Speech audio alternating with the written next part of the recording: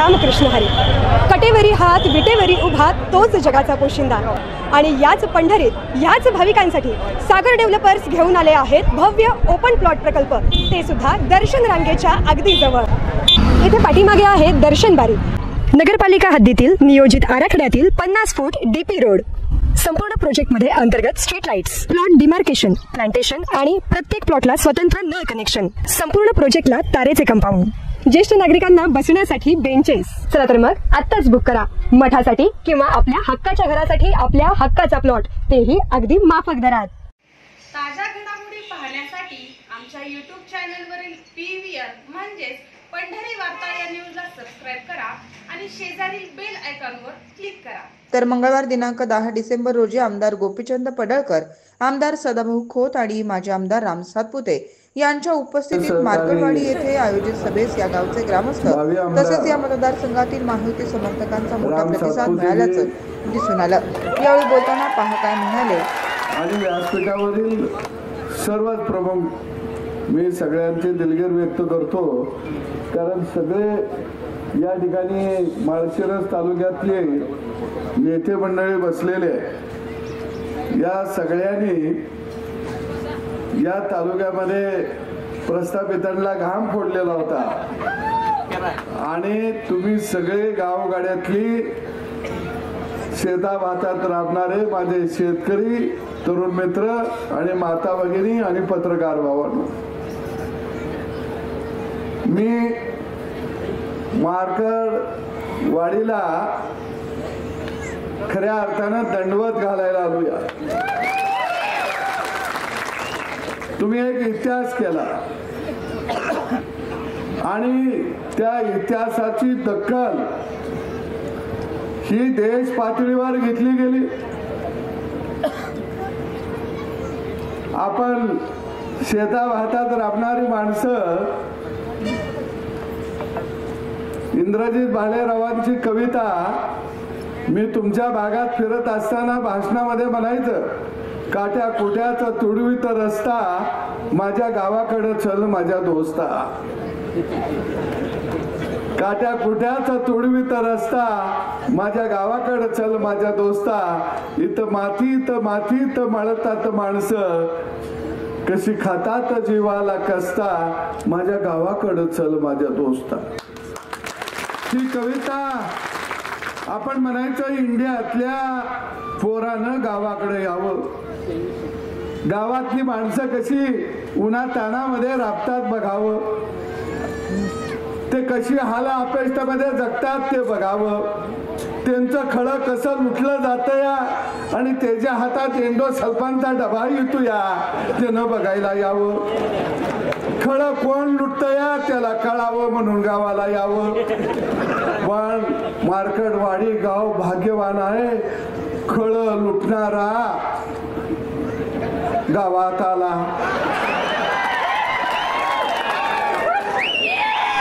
केवढं भाग्यवान पडळकर साहेब.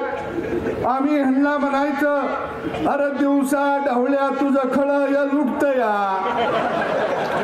त्यामुळं तुझ्या बापाच्या अंगावर धडूक कपडा येणं झाला या. ते म्हणायचं ते गावल कुठं, पण मार्कटवाडी बादर आहेत, त्याला गुलवत गुलवत गुलवत बरोबर गावात आणलं. आता इंडियातला मोठा चोर राहुल बाबा बी येणार आहे, पण ती येताना एक बोर्ड लावून ठेवा, काट्या कुट्याचा तुडवीत रस्ता कसा गावाकडे आला बाबा.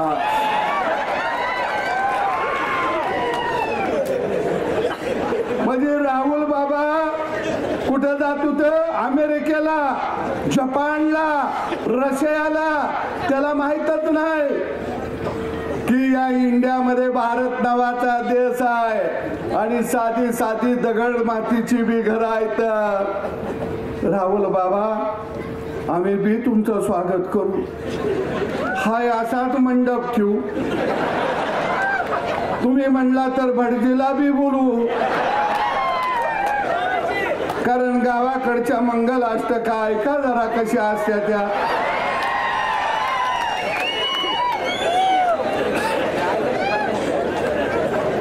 पण त्याचं एक स्वप्न आहे राहुल बाबाचं,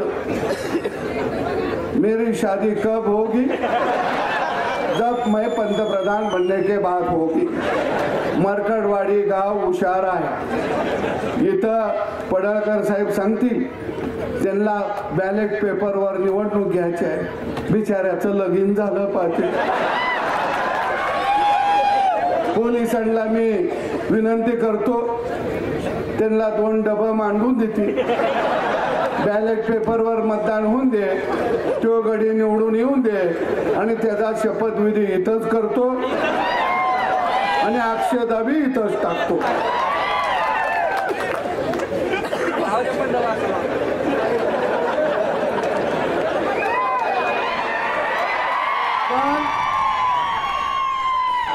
पवार साहेब लय हुशार आहे.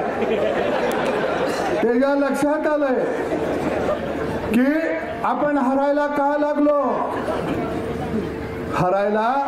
लागलो, त्याच्या लक्षात आलंय. आणि म्हणून पहिल्यांदा बारक्या गावात येऊन पवार साहेब बसलं.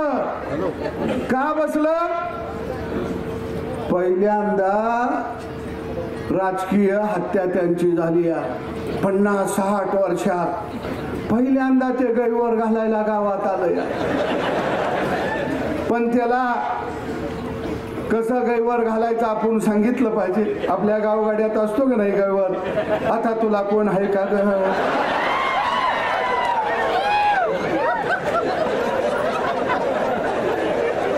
पुढे मग एखादा जवळचा असला तर म्हणतो आता मी कसा जगू, कसा राहू. काय त्याला सांगितलं पाहिजे असा गैवर घाल. मग आपण म्हणायचं बॅलेट पेपरचं तुला कशी आठवण येते या, इव्हन मशीन तुझा कसा घात केला या. आता यांचा गैवार कार्यक्रम चाललाय. अरे नवतंत्रज्ञान आणलं कुणी? राजीव गांधीनं आणलं. त्यावेळी हे म्हणायचे टीव्ही आम्ही आणला, टेलिफोन आम्ही आणला, लाईटवर रेल्वे आम्ही आणली, पुलं आम्ही आणले, विमान आम्ही आणलं, ईव्हीएम मशीन आम्ही आणलं. आणि आता हे कसं आलं?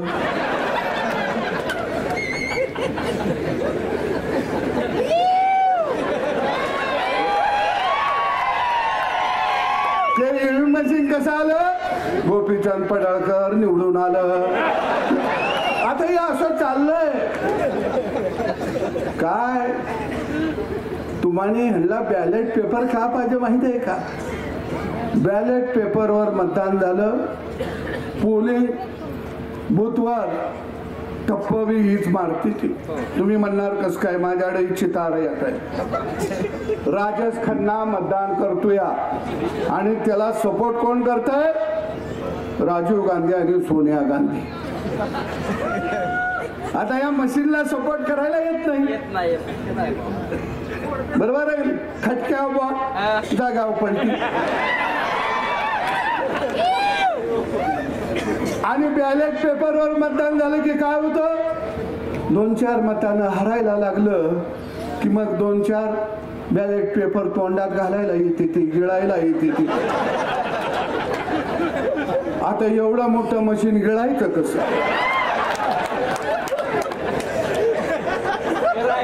बरोबर आहे?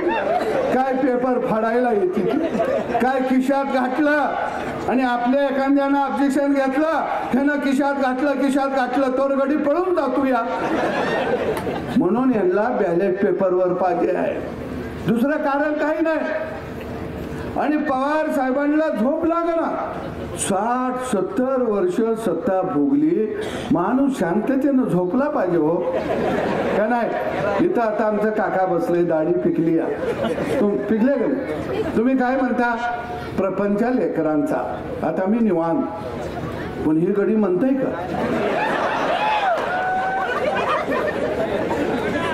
हे लेकरा बाळाचा प्रपंच म्हणायला तयार नाही. ह्यांना सवय लागली सत्ता, माग पुढं पोलीस गाड्या, ह्यांना सवय लागली. अधिकाऱ्यांना तंबी द्यायची सवय लागली. आणि पहिल्यांदा देवाभाऊ नावाचा बाप या महाराष्ट्राच्या मातीमध्ये जन्माला आला. नाहीतर तुमच्या लक्षात आलं का? हे कुणाला बोलू देत नाही. कोण ह्यांच्या विरोधात बोलला, रामभाऊ तुम्ही आता आलाय मैदानात. आम्ही 40 वर्ष झालं ह्यांच्या समोरच आहे. रामभाऊ एखादा डाव जर पवार साहेबांना टाकला तर काय म्हणतात? पैलवानानं लंगोटा घातला, पैलवानानं ढाकव घेतलं. पवार साहेबांनी आता नवा डाव काढला, लंगोटा आमच्या बाण घातला. यांच्या हातात बी कवा लंगोटा नव्हता, पण दरबारातले उदरे साहेबांनी नवा डाव काढला. अरे गेली 40 वर्ष आम्ही यांचा डाव बघत होतो, पण देवाभाऊ नावाचा वस्ताद या महाराष्ट्राच्या मातीत आला आणि बारामतीचा तो पैलवान नव्हता, तुझे भोपळा होता. कुठला पैलवान आलाय? अरे नवा तंत्रज्ञान तुम्ही आणलं. ईव्हीएम मशीन कुणी आणलं? काँग्रेसनं आणलं 2004 ला. त्यावर तुम्ही निवडणुका लढवल्या. केंद्रामध्ये 10 वर्ष सत्ता तुम्ही भोगली, राज्यात 10 वर्ष सत्ता तुम्ही भोगली. आणि आता म्हणायला लागले ईव्हीएम मशीन गडबड करतया. मग तुमची पोरगी निवडून लाखानं आली तेव्हा ईव्हीएम मशीन चांगलं. रोहित पवार गेल्या वेळी निवडून आलं, ईव्हीएम मशीन चांगलं. गेल्या वेळी 2019 ला तुम्ही सगळे निवडून आला. उद्धव ठाकरेला बिचाराला कळलं नाही. ते मातोश्रीतच बसून होत, त्याला माहीतच नाही बाहेर काय चाललाय खेळ. त्याला दाखवलं गाजार मुख्यमंत्री पदाचं. ते बी गेलं आपल्या गावाकडे. नाही का शेळीच्या पुढं मुगारा धरल्यावर शेळी पळत सुटती, ते पळालं. पवार साहेब हुशार, त्याला माहित होतं तो गडी आजारी आहे आणि त्यात आला करुणा. पवारानं त्याला सांगितलं तू बाहेर पडशील तर तुझं सगळंच जाईल, पैसा अडका. तू बघत गप्त जपून बस, तुला लागल तेवढं पोच करतो. त्याला केलं चिल्लर पोच आणि पोत्यात नोटा हाणल्याही नाही. ते फसलं, ते बिचारा बाहेरच निघालं नाही. मग उद्धव ठाकरे कशावर निवडून आलं तर त्याचं गडी ईव्हीएम वर. ते चाललं, काँग्रेसचं ईव्हीएमचं गडी चाललं, सरकार बनवलं ते चाललं. लोकसभेला तुम्ही निवडून आला ते चाललं. त्यावेळी काय म्हणले? महाराष्ट्रातल्या जनतेनं ठरवलेलं आहे की हे सरकार घालवायचं म्हणून मतं दिली. तेव्हा सुद्धा फेक नेरेटिव्ह तुम्ही पसरला. परवा 2 दिवसापूर्वी आकडेवारी आली, आम्हाला 56 लाख मतं पडतात. माझ्याकडे ती आकडेवारी आहे. मला वाटतं काय गणित बी भारी आहे. ते म्हणले 2024च्या लोकसभेमध्ये आणि आत्ताच्या विधानसभेमध्ये आम्हाला मतं पडली 58 लाख. मग आमचं 10 गडी कसं निवडून आलं? 10 पडले 56 लाख. 41 कसं निवडून आलं? अरे लोकसभेला भाजपला 1.5 कोटी होती, 9 निवडून आली. तुम्हाला 58 लाख मतं पडली, 8 गडी तुमचं निवडून आलं, मग 1.5 कोटीवाल्याचं 9 येते ते, आणि 58 लाखवाल्याचं पवार साहेबाचं 8 गडी निवडून येते ते. तुमचं गडी वाढलं कसं? काँग्रेसला 96 लाख मतं पडली लोकसभेला, गडी निवडून आलं 13, आणि 1.5 कोटी पडलं, त्याचं गडी किती निवडून आलं? 9. भावांनो, यांना लक्षात आलं बॅलेट पेपर वरती घोटाळा करता येतो. पूर्वी आपण घोटाळा केला. भंडारा लोकसभा मतदारसंघामध्ये भारतरत्न डॉक्टर बाबासाहेब आंबेडकर उभा राहिले, 11,000 मतानं पराभव झाला. पण त्या ठिकाणी कागदावरची बॅलेट पेपरवरची मतं बाद किती दाखवली? 72,000 मतं बाद दाखवली. आणि त्यावेळी जयप्रकाश नारायण म्हणले, ह्यात काहीतरी गडबड दिसते, घोटाळा दिसतोय. अरे ईव्हीएम मशीन कायदा कुठे केला? लोकसभेमध्ये. सरकार कुणाचं? तुमचं. म्हणजे एकदा कायदा झाला की तो कायदा जनतेनं राज्यकर्त्यांनी पाळायचा असतो. या संसद हे कायदे मंडळ आहे. पण बघा, कायदा आपल्याला पाळायला सांगते ती, आणि संविधान हातात घेऊन शपथ घेते ती. अरे संविधान म्हणजे काय? संविधानानं माणसाला व्यक्ती स्वातंत्र्य दिलं, संविधानानं माणसाला कायदा दिला. मग ते संविधान हातात घेता आणि कायदा तुम्ही पाळायचा नाही म्हणता. आणि म्हणून मी मार्केटवाडीतल्या जनतेला सलाम करतो की लोकशाही जिवंत ठेवण्याचं काम जर कुणी केलं असेल तर ते मार्केटवाडी या गावानं केलेलं आहे. इथं एका माऊलीचा सत्कार झाला. अरे तिच्या पतीला तुम्ही बूथवर बसू दिलं नाही, पण आमची झाशीची राणी त्या बूथवरती उभा राहिले आणि लोकशाही वाचवली. पवार साहेब, जर माय माऊली जर आपल्या बूथचं संरक्षण करत असेल तर तुमचा राष्ट्रवादी पक्ष हा पक्ष नाही, तर ही तुमची गुंडांची टोळी आहे, गुंडांची आणि लुटारूची टोळी आहे. आणि ती गुंडांची आणि लुटारूची टोळी या महाराष्ट्रामध्ये गाडण्याचं काम कुणी केलं असेल तर त्याचं नाव देवाभाऊ आहे. देवेंद्र फडणवीस यांना वाईट का वाटतंय तुमच्या लक्षात आलं का? ते शाळा काढत नाही, ते कारखाना काढत नाही, ते दूध संघ काढत नाही, ते बँक काढत नाही, ते मेडिकल कॉलेज काढत नाही, ते पतसंस्था काढत नाही. ते काय झालेना झालं या? आणि ह्यांना वाटतंय काय आम्ही आता हंडलं या. आता ह्या गड्यानं जर आमच्याकडे नजर गेली तर आम्हाने कुठं बसायला लागल? सळीतनं भाकरी, नळीतनं भाजी. पवार साहेब, देवेंद्र फडणवीसच्या विरोधामध्ये काय आहे तुमच्या लक्षात आलं का? मी जाता जाता सांगतो, आपण शेतकरी माणसं आहे. पवार साहेब लय हुशार आहे. ते काय म्हणताय देवेंद्रजीला, ही सरकार म्हणजे दुधाची गाय आहे, गाय आहे.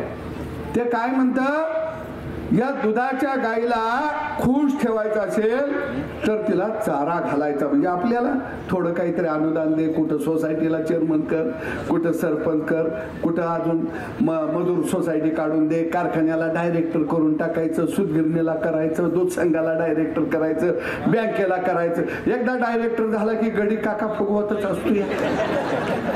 तो म्हणतो ही बँक माझीच आहे, बँक ती हाणते ती नुसती माझीच आहे म्हणतो.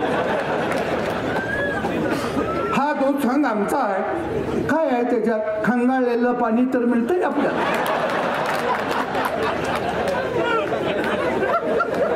मग ते पवार साहेब म्हणतात ह्या गाईला नुसतं असा मुगारा द्यायचं आणि तिचं दूध आपण बसून काढायचं आणि दूध काढलं की वासराला किती द्यायचं, मी मगाशी म्हणलो तसं त्याला अर्ध थान प्याला द्यायचं.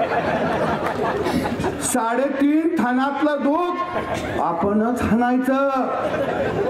देवेंद्रजी म्हणलं ही गाय ज्या मालकाचे आहे, जो मालक तिला चारा घालतो या, हे दूध मी त्यालाच वाटणार.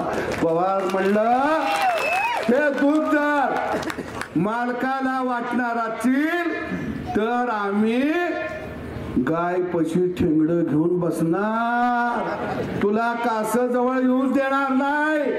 मग सुकल काष्ट, मग ह्याचं एकदा आंदोलन काढायचं, त्याचं एकदा आंदोलन काढायचं, त्या जातीला वर करायचं, ह्या जातीला वर करायचं. मग म्हणायचं ह्याच्यावर निर्णय झाला पाहिजे, अमक्याला हे मिळालं पाहिजे. मग 60 वर्ष तुम्ही काय करत होता, पीठ मागत होता गावागावात. पण महाराष्ट्रातल्या गावगाड्यातल्या शेतकऱ्यानं, शेतमजुरानं, माय माऊलीनं पवारांना सांगितलं इडा पिडा टळणार आहे आणि देवा भाऊचं राज्य येणार आहे. ही इडा पवार नावाची साथी आसरा 7.5 कुणी घालवली, पवारांना कळलंच नाही. हे माय माऊलीनं दणका दिला का नाही, तिला कळलं तो गडी आला की आपला मसन वाटा झाला. बरोबर आहे की नाही, तिला कळलं. बटन दाबतवी नवरा, इलेक्ट्रिक मोटार चालू होतीया, वावर पाणी पेतया, नवरा गाय म्हशीला चारा काढतोया. नाही पहिला नवरा काय म्हणायचा, लय उशीर मोटार चालली तर लय बिल आलं तर सगळा ऊसच लाईट बिलाला जाईल. आता बायको नवऱ्याला सांगते अरे आपल्याला लाईट फुकट आहे, बटन दाब आणि धार काढायला म्हशीकडे बस, काय काळजी करू. तिला कळलं महिना झाला की अकाउंटवर 1500, आता 2100. चिंता करू नका, परत आपलंच बटन 5 वर्षानं दाबवायचं, परत 2500. तुम्ही म्हणणार हे कसं काय, कारण हे गाईचं दूध गडी स्वतः पित होते. म्हणून गावगाडा काय असतो, गावगाड्याला स्वातंत्र्य सन्मान दिल्यानंतर काय करतो हे कधी दाखवलं, विधानसभेच्या निवडणुकीमध्ये दाखवलं. आणि मग पवार साहेबांच्या लक्षात आलं, ते म्हणलं तर माझा नातू भाग्यवान रोहित पवारची, ते आता महाराष्ट्राची सेवा करतील. महाराष्ट्राची सेवा काय, यांना सेवा करायचा नाद लागला.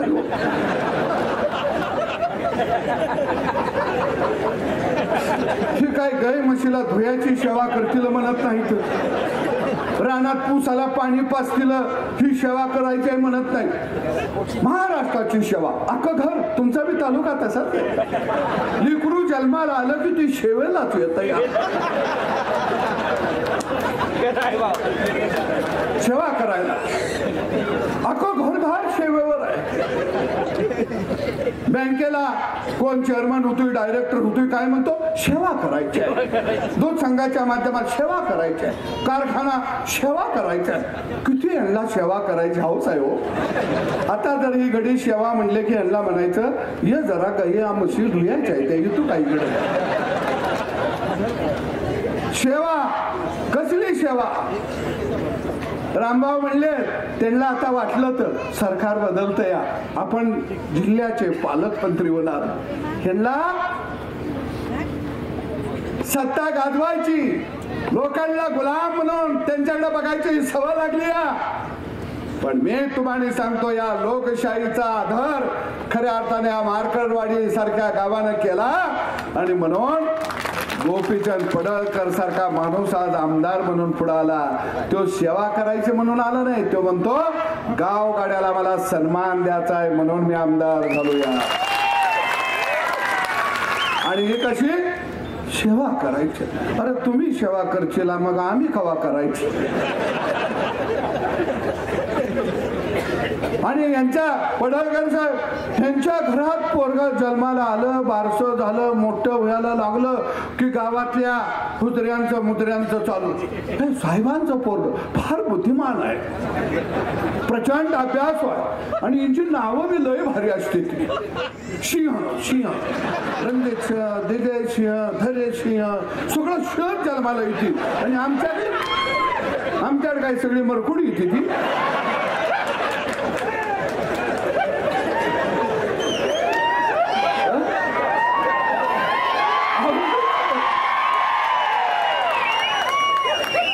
आणि पडळकर साहेब लय भारी गडी आहेत.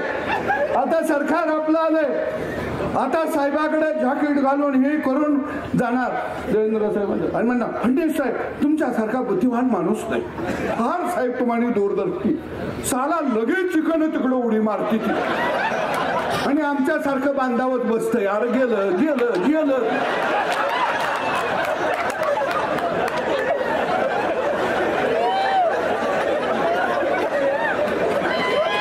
आणि मग आम्ही आपला बोर्ड झगाटतोया आणि घरला येतोया. बायको म्हणते काय झालं, मग आम्ही म्हणतो शिमगाच आलाय आपला. आणि लाजत नाहीत बर का. आणि पुढे पाठिंबा कसा दिला म्हणते ती, आम्ही महाराष्ट्राच्या विकासाला पाठिंबा दिलेला आहे. वा पट्यानू.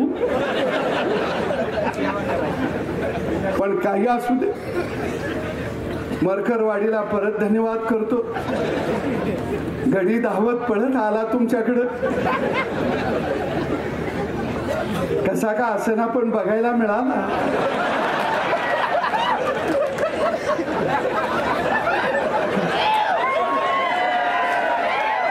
तुमचं गाव जगाच्या नकाशावर आलं आणि आता सगळे बोलायला लागले मारकरवाडी पॅटर्न.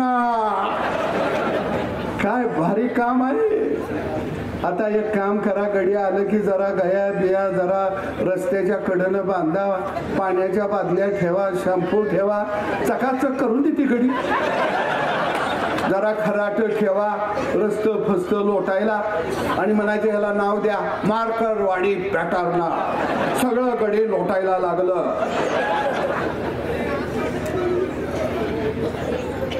अरे जसा उजाडाला घुबड भेट, घुबडाला सूर्योदय चालत नाही, तसं नवतंत्रज्ञान म्हणजे हा सूर्योदय आहे. आणि त्याला इंडिया आघाडातली घुबड भ्यायला लागलेली आहेत. किंवा सूर्य कसा होतो या भ्यायला लागले. पण काही असू दे, आपल्याला शेतातलं काम आहे. त्यांना आता खुर्ची तर मिळालेली नाही, आता गाड्यांना काहीतरी काम असलं पाहिजे. आता 5 वर्ष नियम घ्या. पडळकर साहेब आपण दोघं, ती एका बाजूनं नांगूर धरतील, दुसऱ्या बाजूनं आपण बी नांगूर धरूया. बर त्यांचा नांगूर रेड्याचा असला तर आपण खिलारी बैलाचा धरूया. शेत आपण चांगलं नांगरायचं. आता बरं आम्हाने तर काय काम आहे, कारण आम्हाने हा गड्या हे वाडे उद्ध्वस्त करायचे आहेत, उद्ध्वस्त. या मानकरवाडीला मी दंडवत घालतो, माझ्यासारख्या फाटक्या माणसाला सुद्धा मताचं लीड या गावानं दिलेलं होतं. आणि मी तुम्हाला सांगतो रामभाऊ, अजून मी आमदार झालो, माझा पहिला फंड कुठं दिलेला नाही, पत्र दिलं नाही. पहिल्या फंडाचं काय करायचं सांगा, पहिलं पत्र मी मारकरवाडीच्या विकासाला लढाऊ माणसं आहेत. आणि हा माळशिरस तालुका मला माहित आहे. अरे माझ्यासाठी प्रचार करायला घरातनं भाकरी बांधून रानोमाळ ही माणसं धावत होते, रानोमाळ. आणि म्हणून मी म्हणतो तुमच्या गावाचं भाग्य आहे की हेलिपॅड तसंच ठेवा, जो जो गडी येईल तिथं उतर. त्याला उतरून द्या, त्याला तुमचं गाव बी कळलं. बरोबर आहे की नाही? तुम्ही किती भाग्यवान आहे. गडी धावायला लागली चॅनेलवर, मार्करवाडी पॅटर्न, लोकशाहीचा खून पडलेला आहे. अरे म्हणून मी आलो, म्हणलो कुठं रक्ताचा महापूर आलाय का बघावा जरा.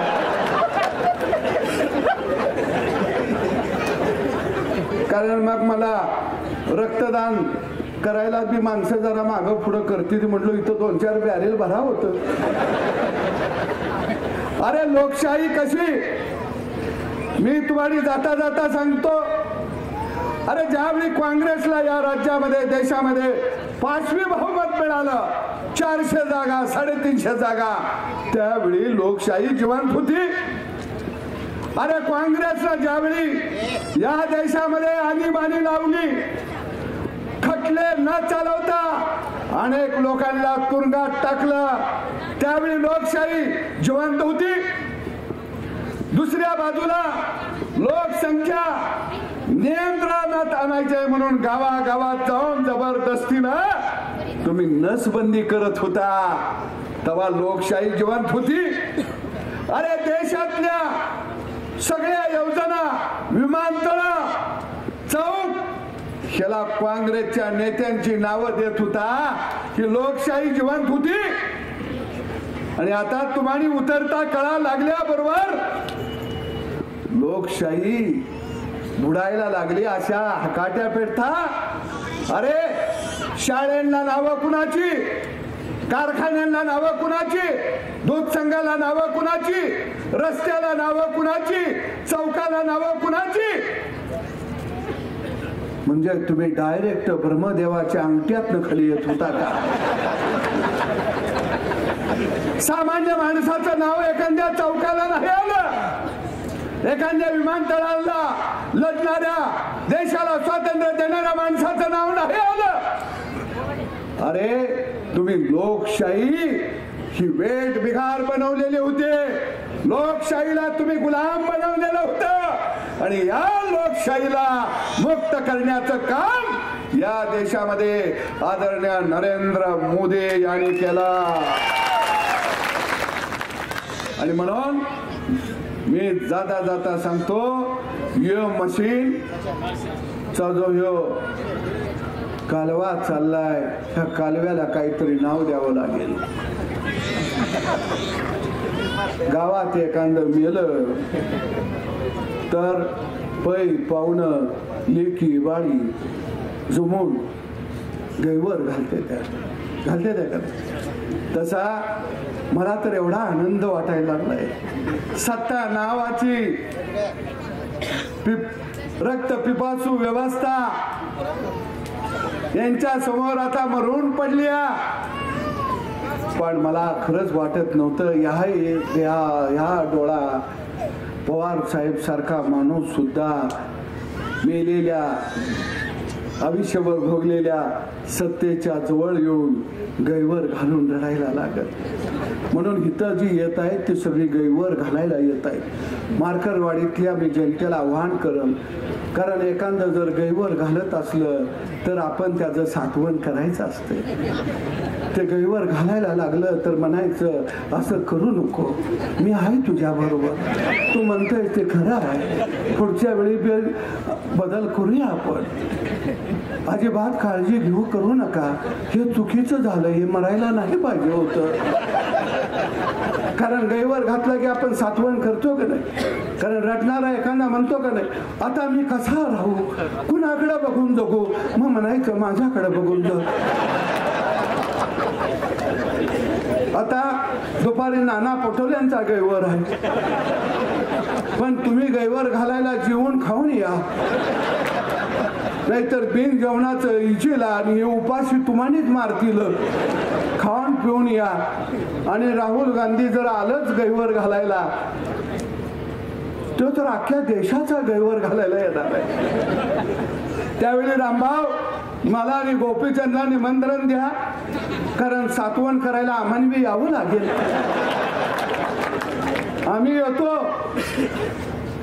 आणि नेते आम्ही कुठले येतो माहिती आहे का सर? आम्ही पंढरीच्या पांडुरंगाकडे जातो. कारण हे दुःख हलकं झालं पाहिजे. अरे गेली 60 वर्ष तुम्ही गावगाड्याला लुटलं, गावाचं खळं लुटलं. त्या गावगाड्यानं तुमचं थडगं बांधलं आणि त्या थडग्यावरती श्रद्धांजली जर कोणत्या गावानं पहिल्यांदा व्हायली असेल तर त्या गावाचं नाव आहे मार्कलवाडी. धन्यवाद.